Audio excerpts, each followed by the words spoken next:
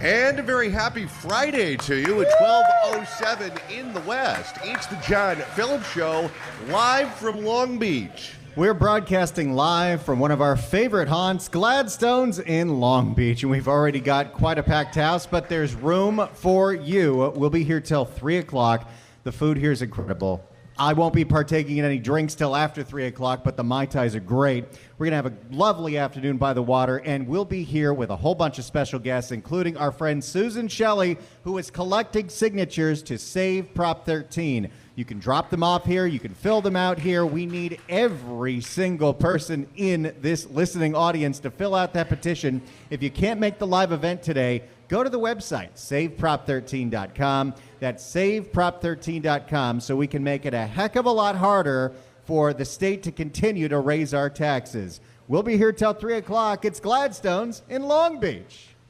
And let me tell you, you can't come up with a better view than this, because you look out through the window over here and you see nothing but boats right here in Long Beach Harbor. You can see the Queen Mary. You can. Now, I will say this. They have more open spots over here where the boats used to be than they used to. Did you notice that? Oh, really? How's that? Well, I think something must have happened to all those Venezuelan drug boats. I don't know what happened to them, but they're just not here anymore. And then usually they have the cruise ships out there, too. The Carnival cruise ships, because Royal Caribbean, they go out of the port of Los Angeles. But Carnival, they go out of Long Beach here. Oh, boy. I wonder what those disembarkings are like. Well, that always makes me wonder, how many people on those ships at, 12:09 in the afternoon, how many people have already been served 33 drinks? And what I want to know is, that guy that had the 33 drinks on Navigator of the Seas, who unfortunately passed away, how is it that after 33 drinks, he had the stamina to kick in a door and throw Gilligan into the Pacific Ocean, yet you take one sip from a cappuccino that Bill Cosby makes and you can't remember what state you're in? We're starting blue today, aren't we? Well, why not? It's Friday. And we got a lot to talk about today. We have many guests who are going to be here, including Mike Netter, who is the man responsible for the recall of Gavin Newsom, what we voted on during COVID-19. That's Mike Netter right there. Say hi, Mike. Gavin's still pissed about that. Oh, he is. He brings it up constantly. Very thin skin, that one. We also have Sean Steele, who is going to be here. He's not here yet. John Segmeister, the owner of this fine establishment, who is providing all of this wonderful food for all of us, and Susan Shelley, who is here collecting signatures to save Prop 13. She's going to be with us after the news at 2. But Randy, you've been keeping an eye on something right now that's going on the 91 freeway, which was the freeway I took to get here today. So the 91 freeway has these express lanes, and they cost money to use. Unless you've got at least 3 people in the car, then you get a nice little discount. Well, if you have been trying to cheat the system with a hat on top of a seat or a mannequin, there are cameras now, and they're catching people. For more, here's a report from CBS LA. Drivers on the 91 freeway express lanes are getting busted for cruising in the HOV lanes without enough passengers. CBS LA's Michelle. It's got to be quite a thrill every time you do it.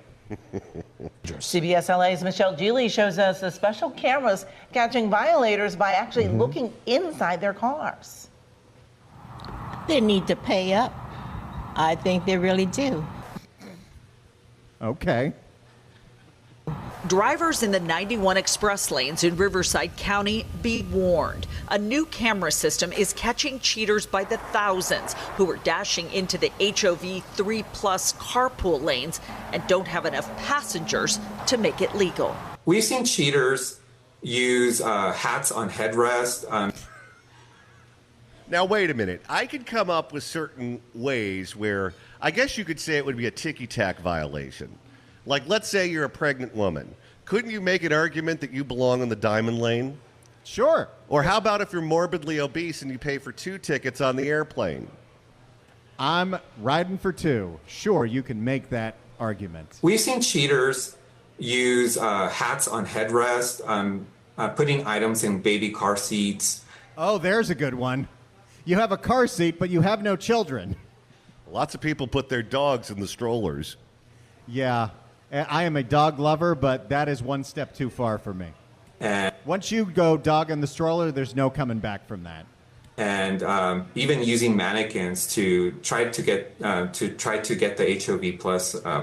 That is some dedication. I'm going to assume you didn't steal the mannequin, so you purchased one on Amazon, or you asked the store manager at Macy's if you could buy one so you could put it in the passenger seat just so you could cheat the system to save 5 minutes on your commute. What do you think your mailman thinks about you if you're buying mannequins off of Amazon? I'll tell you what they think. They think you have about 45 stamps from Thailand on your passport.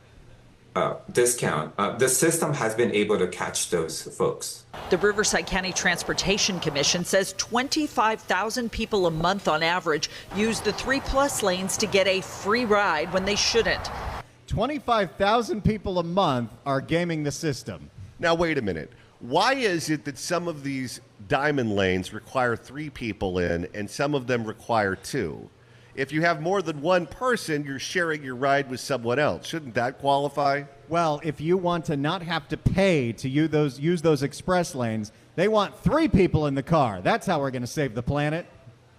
Since last August, when a new occupancy detection system was installed in the center median of the 91 freeway, more than $1 million in tolls and fees have been recovered. Carlos Nuno admits he's merged into the lanes when he shouldn't have. It has happened to me before, you know. I wonder what it is. You know, you're sitting there, all the regular lanes are not moving because we put in the express lanes.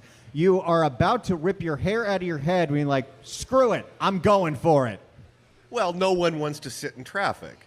Being around big crowds is a huge pain. I hate being around big crowds. That's why I'm an Angel fan. It has happened to me before, you know. Just traffic and drivers just don't let you merge into lanes. And I mean, what are you going to do? You're not going to force yourself. You're not going to cause an accident. The cameras. That was it. They forced me. They wouldn't let me merge into the regular lane. It's all their fault. Okay, that's what that guy's saying on the news. You know he illegally drove home in that lane right after filming this. Cameras capture several photos of the front and back seats through a car's windshield. The system software flags violators. What if you got tinted windows? Are you good? Using the photos, a Transportation Commission employee verifies that the driver doesn't qualify for the carpool discount and bills the account. You know what they really need to do? If they really want to, spread the word and generate revenue, that employee needs to create an Instagram where it's just all the pictures of people making up fake people in the car. Well, yeah, I wonder what the most outrageous lie is that's ever been told to a CHP officer who pulled someone over for not having a second person in the car in the diamond lane. Oh, no, officer. I'm not in here by myself. I have Savannah Guthrie's mother in the trunk. Oh, boy. Plus a $5 fee. I think it's fair. Yeah, I think it's unfair. Wait. All of this, the camera, they're catching people, and what happens to you if you're caught? Discount and bills the account plus a $5 fee. You have to pay the regular toll plus $5. That's your punishment for cheating in the carpool lane. Well, it's like the illegal dumping. If you make the cost to dispose of the items more expensive than the fine that you get if you illegally dump it, you're incentivizing people to leave their garbage on the street. And that is why the city of Los Angeles looks the way that it does. But if it's only a $5 fine plus the regular toll, just the thrill of seeing if you can get away with it, there's a lot of people that are going to hear this story, and even more of them are going to try to go in that express lane. People love the thrill. I think it's fair. Yeah, I think it's unfair for the commuter, to be driving and other people are using it. It's very unfair. The people who are losing out are the people who are actually paying the full toll. And also, yes, how dare you suckers actually pay the full fee when you don't have to? You can pretend that you have an American Girl doll in the back. It makes it harder to ensure that there's free-flowing traffic on the express lanes. There have been some calls to the Riverside County Transportation Commission from HOV lane cheaters. They want to know how they got caught. I'm told when they hear about the new cameras, most don't challenge the charges. In Yorba Linda, Michelle Geely, CBS LA. I don't know. It might be like the red light cameras where if you challenge it, they're not. Who's going to show up in court to fight it? You might as well fight it. See what happens. Yeah, you just hire one of those attorneys that advertises on Good Day LA. You never have to follow a traffic regulation again. So there you go. Just a little warning. If you're driving back to Riverside County, you're getting on the 91 freeway. If you're trying to cheat the carpool lane, they've got cameras. All right, Randy, I think we have time to open up the California Crime Blotter. Oh, we do, but first I have to apologize to you. You thought that you were going to get away with not having your birthday celebrated by going on a cruise. Uh-oh. And what do you know? It's time to extend January into February. Happy birthday to you. I just want to say this was not my idea. This was all Lewis. Yeah. John Sangmeister has just pulled out a massive sheet cake that has the John Phillips Show logo on it. Okay, should I blow it out or should I be like Karen Bass and just let it burn? I think you should blow it out. All right. Well, thank you very much, John. Thank you to everyone for the wonderful birthday wishes. And look, my picture's on the cake, too. How wonderful is that? You can eat your own face. All right.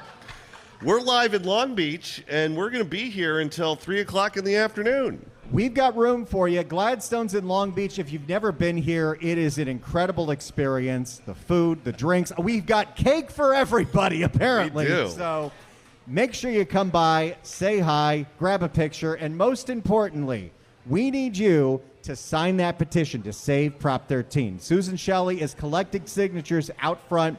Everyone in here has already done it, right? We've all signed that petition. I love it. If you're listening at home and you've already filled out the petition, you've got to get a friend to do it, a family member to do it. If we can all get 5 to 10 people to do it, this thing's getting on the ballot, and it is going to be a massive rebuke to local politicians and state politicians who are constantly trying to raise our taxes through these citizens' initiatives, a loophole where they don't need the 2/3 majority. That's what we want to do and fix and save Prop 13. So go to the website, saveprop13.com, saveprop13.com. But come down here. We got room for you. It's Gladstones in Long Beach. Just do a Google. You'll find it. And if you're diabetic, you don't get any cake until you sign that petition. All right, we're here until 3 o'clock in the afternoon. It's the John Phillips Show. It's the John Phillips Show, live from Long Beach. We're here until 3 o'clock. Gladstones in Long Beach. There's food coming around. There's drinks. There's great people. Good vibes. Come down and see us, and make sure you sign that petition to save Prop 13 by going to saveprop13.com or come here in person. Susan's at the table right now. All right, and right now it's time to open up the California Crime Blotter. It's happened yet again. I see. Time for the California Crime Blotter. And Randy, this one involves an illegal gambling operation. You know, there are so many casinos, legitimate casinos and card houses throughout the state of California, especially in places like San Diego. But what's going on? An illegal gambling operation busted up in San Diego. For more, here's NBC7 in America's finest city. We're going to begin tonight in City Heights, where growing concerns from neighbors led San Diego police to illegal gambling machines, cash, and a loaded handgun. NBC. Oh boy. See, that, you know what the gun is for? If you win the jackpot. Yeah, let's just say you win the jackpot on the slot machine. Do you really believe a guy with an ankle monitor on is going to come give you the hand pay? NBC7 Shondell Maniz has more from neighbors and also police who say this is happening more often. San Diego police say that. How much of a monkey on your back do you have if you are going to one of these illegal gambling halls? You can gamble all day on everything on these prediction apps. You can gamble on sports. You can do the fantasy things. How bad is it if you've got to go to an underground slot machine place? Well, I can tell you this. When I found out we were doing the show here today and I knew we would be this close to the cruise ships, all I could think about is 10-hand Ultimate X video poker. Don't you have to get out into international waters first? I'd row. San Diego police say this is the 4th raid in the past 6 months in the City Heights area, and they're really not sure why so many are starting to pop up. Well, I was upstairs when I was seeing things and hearing things. Elaine May lives next door to the raided home, and she's noticed this alley's been more busy the past month. What kind of noises do you think she's hearing next door? Well, maybe that casino has a Cirque show going on in the backyard. A lot of really weird dressed people would come. I mean, like, they were like wearing evening clothes in the middle of the day. They'd come around maybe, 3 or 4 in the afternoon. Wait, does this place have a dress code? Maybe they do. Maybe it's like Monaco. And just ring the doorbell and disappear.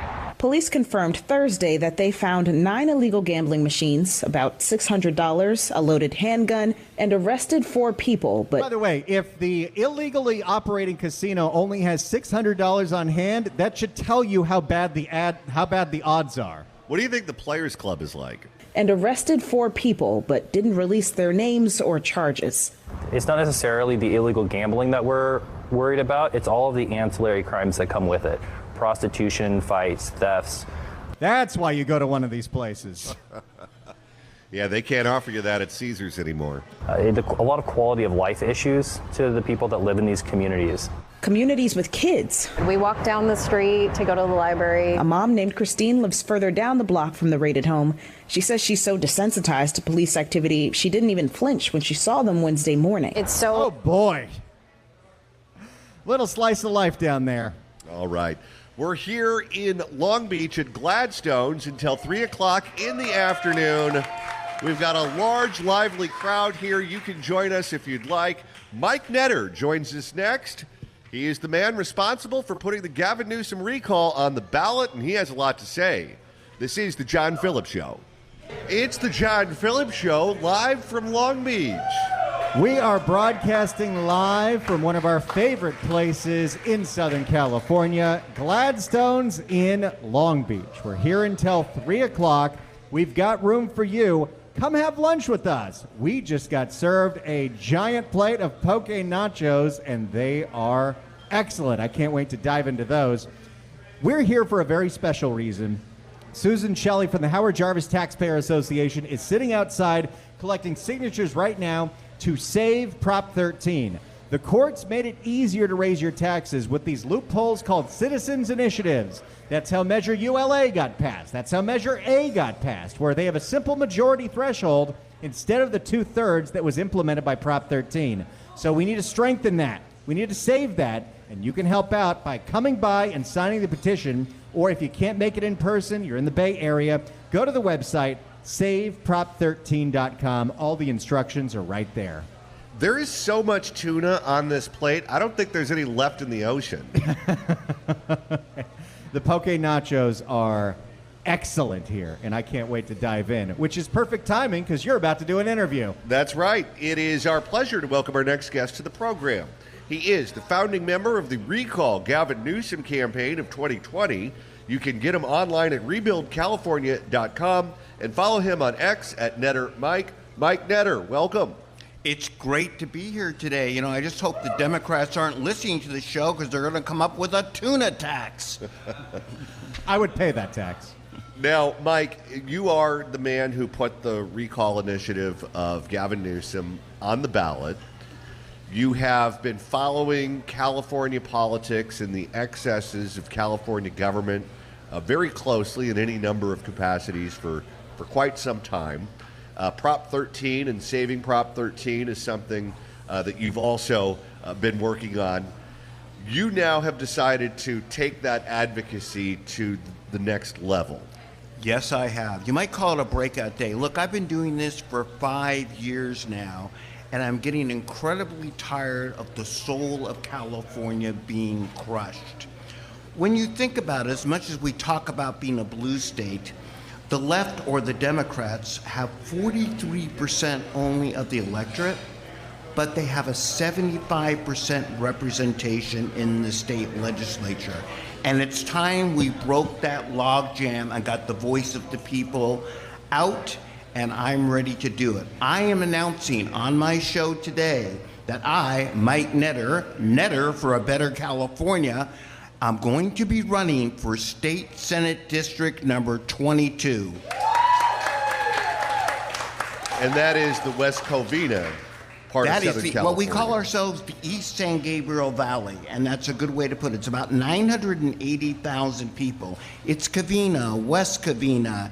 It's a lot of people in the East. It's a big mix of Eastern Los Angeles is the best way to put it. Eastern Los Angeles County and a sliver of San Bernardino County. I want to say this right now. When people ask, who are you running against? I'm running against somebody, but I'm not going to say your name. You can. I'd rather say Beetlejuice 3 times, but let's put that down for 1 second. I'm really running for the people of the East San Gabriel Valley. Look, we're here today because of the Howard Jarvis. My theme's pretty simple. Do you like lower taxes? Yes. Would you like less crime? Yes. Would you like a better business environment? Yes. It's pretty simple, and it seems the Democrats that are in this legislature really aren't for that. John, you know what got me started on this journey against Gavin Newsom about 5 years ago? COVID, the lockdowns. No, actually before COVID and the lockdowns. We, the people of California, had voted affirmative. We wanted the death penalty. And his Gavinists came in and said, well, I'm against it. Over and over again, we seem to vote in things like with direct democracy, like Prop 36 overwhelmingly, which Gavin Newsom refuses to fund, and the state legislature doesn't say a thing about it. No matter what we seem to vote in terms of initiatives, look, they took us to court a year ago. We had enough signatures to put an anti-tax initiative on the ballot. Gavin Newsom and the Democrats took us to court and said you're not allowed to do it. I don't see Gavin Newsom taking the billionaire tax to court, even though he's against it. Let's talk about Prop 13 here for a second, because Prop 13 is under fire. And you talk to people, particularly retirees, who have lived here their whole life. They want to stay in California. They do not want to move to another state. And Prop 13 is one of the things that allows them to stay in a state where the cost of living is very high. If you eliminate Prop 13 protections, and suddenly Sacramento can go to you and say, okay, that house that you bought for $75,000 umpteen years ago, we're now going to reassess it and tax it at the current value, which could be over $1 million. You're going to force a lot of these people out of the state. And I don't think that they understand what will happen if something like that were to take place. If Prop 13 were to go, if you think people have fled the state now, guess what's going to happen in the future? And it doesn't seem like that registers right now. No, we have a government which is addicted to spending, and they're running out of places to take our money. Well, legally. Seem to be taking a lot of our money illegally, but that's a story for another day. Prop 13, which protects our homes, is actually just one portion of Prop 13. They're spending too much. What this initiative is about even is they actually have the ability to want to raise taxes on us any time they want without the 2/3 vote. That's a powerful portion of Prop 13, which doesn't get advertised a lot. They have to quit. They're coming for our homes. They're coming for our sales tax. Randy, they're coming for your tuna. No! Well, I mean, you talk to people who lost their homes in the fires, whether it be Altadena or in Pacific Palisades. And one of the criticisms that you get from the homeowners is they all are of the belief that the government doesn't want them here. The government wants them gone. They don't like the fact that they have Prop 13 protection. They don't like the fact that they have a single-family home. They don't like the fact that they drive a car and they don't use public transit. They want them gone, and they want them replaced with people who live in high-density housing and ride the bus. If Prop 13 were to go, you could almost do that on a grander scale, where you say, okay, all of these people who live here, who have made the state run for decade after decade after decade, we're done with you. We're going to find ways to make it so expensive you can't live here. We're going to push you out, and we're going to replace you with housing that we like better, with public transit that we like better, and we're just going to go all the way. We have a government right now in Sacramento that seems to care more about how they're going to take our money to fund their next job than about where we live today. Absolutely. They don't care about the residents that have been here 30, 40, 50 years. They don't care. Let me ask a question. They seem really willing to impose upon a lot of smaller cities high-density housing, and they're suing them for it. Can I ask you a question, John Phillips? Why isn't the legislature suing Karen Bass for not rebuilding the Palisades quickly? It's a very good question. And Karen Bass, of course, just got in trouble. The LA Times has a piece out saying that she doctored up the after-action report on the fires to make herself look better and to make it seem like she was on top of it. And this is the challenge we have when we have one-party rule, one of the reasons I'm running. You would think the state legislature would be screaming that this report was doctored. You think they would be screaming at the fraud in Los Angeles. You think they would be screaming at Karen Bass. But it just seems like the Democrats, are about just protecting the Democrats in office. They're not willing.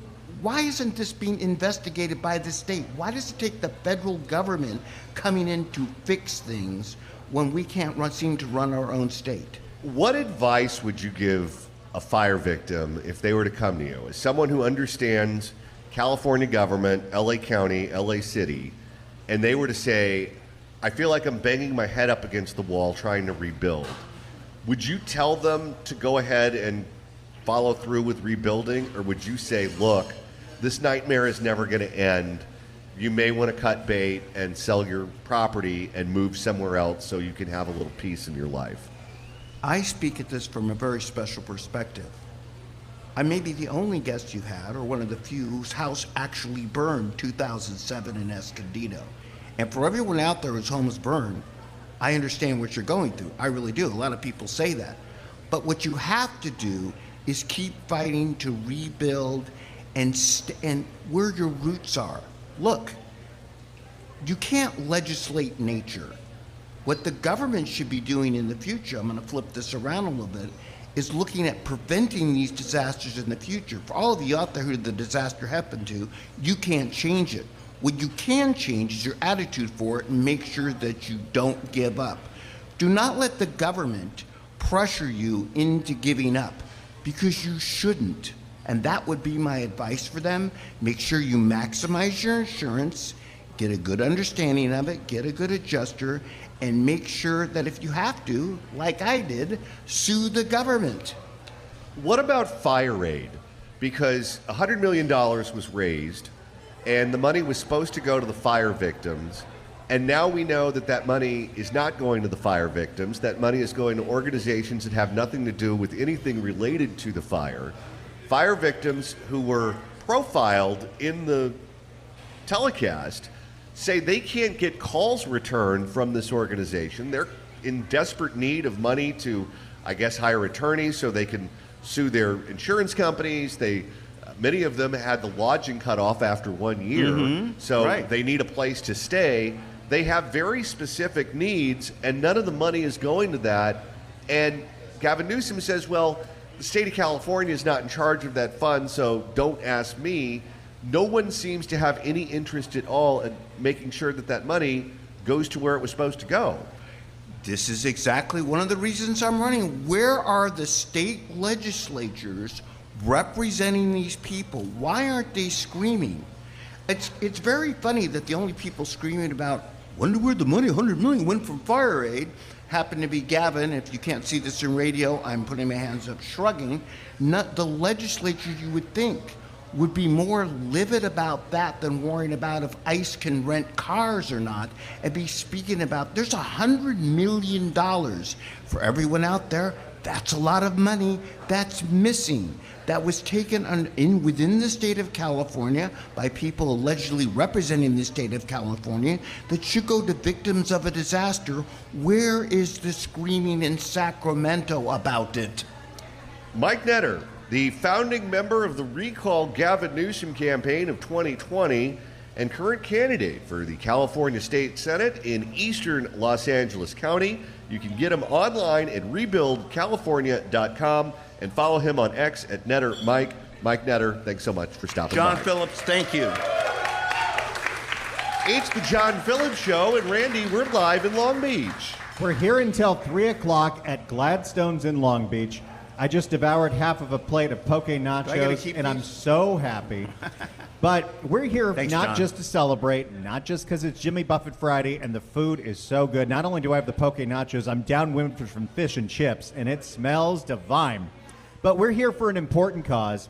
Susan Shelley is out front with the Howard Jarvis Taxpayer Association, and she is collecting signatures to save Prop 13. Go to the website if you can't make it here in person and help out. SaveProp13.com. Get your friends, get your family to do it, get your neighbors to do it. It's an excuse to talk to them. SaveProp13.com. It's the John Phillips Show, live in Long Beach. I drove all the way over from Marina Del Rey. Oh, thank you. Thank you. All right, sign up. It's the John Phillips Show, live from Long Beach. We are broadcasting live from Gladstones in Long Beach. If you're curious, I am now a little more than halfway done with my poke nachos, and they are so perfect. The mango, the jalapeno, the poke. Come on. We're here until 3 o'clock at Gladstones in Long Beach. Have lunch with us. It is a great spot. It is a gorgeous day. The rest of the country has got to be so jealous of how nice the weather has been in Southern California this winter. It is a great time to be down here. But we're not just here to hang out. We're here for a big deal. And that is because Susan Shelley from the Howard Jarvis Taxpayer Association is here collecting signatures to save Prop 13. The website is saveprop13.com. And Randy, you have an update for us on shopping nightmares at Amazon. This happened in Sacramento. Somebody ordered something from Amazon. It was quite expensive. And they took a picture and said, it's on your porch. It was not on your porch. What was the thing he bought? A $2,000 portable bathroom. For more, here's ABC 10 in Sacramento. In 10 on your side, a Sacramento viewer says a recent purchase from Amazon proved to be a major headache and left him out thousands of dollars. Now, I think we all understand that it's a crapshoot when you buy things on Amazon if they're really the real product that you think you're buying or if you're getting something counterfeit. I've gotten counterfeit tinfoil before. Who's buying a bathroom on Amazon? That's such an odd purchase. And tonight, the company is apologizing. And this is the setup you did for that outdoor restroom? Correct. Danny Portman ordered this $2,000 outdoor bathroom from Amazon back in November. The site claims they delivered the product, even producing a tracking number and an alleged photo of the delivery. But Danny says that photo they sent was a much smaller item on someone else's porch, not his. No bathroom. Put on your front porch. I'm like, wait a minute. This thing weighs almost 500 pounds, 10 feet tall, 7 feet by 5 feet. That's not going to fit on it. This is a weird thing to be buying online. Why do you need a toilet for your backyard? Probably so your pool guests don't get water in your house. Maybe. I called up Amazon. Danny showed me the extensive work he'd done in preparation for the portable bathroom. This is sewer, electrical. I've got everything all prepped, which cost me thousands and thousands of dollars. Okay, you spent thousands and thousands of dollars digging up your backyard, putting in the sewer, putting in the power, but then you cheap out by getting the actual bathroom on Amazon? Well, here's what's wild. If they didn't send it to him, then they sent the portable bathroom to someone else by mistake. Imagine if you came home from work and you saw a box in your front yard and you open it up and it's a bathroom. You know where they probably sent it to? You remember that lady in San Jose who kept getting the deliveries of Chinese-made car seats over and over and over again? Probably went there. Made multiple calls to Amazon demanding they send what he purchased. And I got nowhere with them. I talked to some managers. I even had one manager that hung up on me. And can you imagine sitting on res? Where's my bathroom? Not my problem. All right. We've got 2 more hours coming up from Long Beach. We're live at Gladstones. We're here until 3 o'clock. Come by and say hi. If you've never been to Gladstones in Long Beach, you need to. It's a great place to hang out for lunch, for dinner, for brunch. It is a gorgeous place to come out to on the weekend. John Segmeister runs an incredible place here. So join us. We're here until 3, and sign that petition, saveprop13.com. Steve Hilton joins us next. Don't you go anywhere. It's the John Phillips Show.